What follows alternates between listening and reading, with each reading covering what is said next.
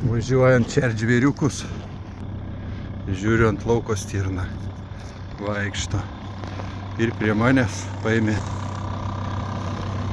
bandysiu, jeigu išeis paimt ir nuvešiu kažkur namo priglausiu.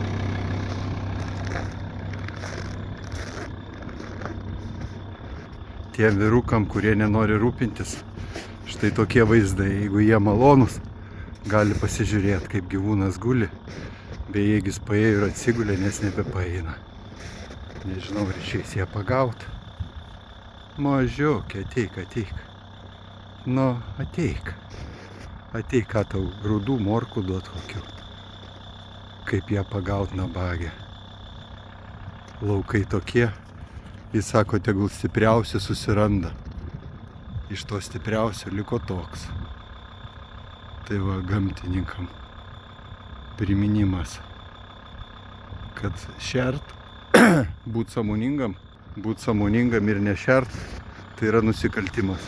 Ir tie klubai, kurie nešeria, manyčiau, turėtų susimąstyti, ar jie tikrai tinkamai prižiūri savo plotus.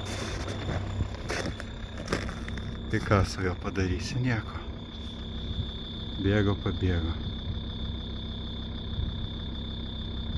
Nu, bandysiu grįžti atgal, kada, kai pašersiu žvėriukus. Čia kažkur tai išpilti nėra tikslo pašarų. Nu, tai va, važiuoju, nors aš pašersiu į kitą vietą. Tai tiek gražių dalykų.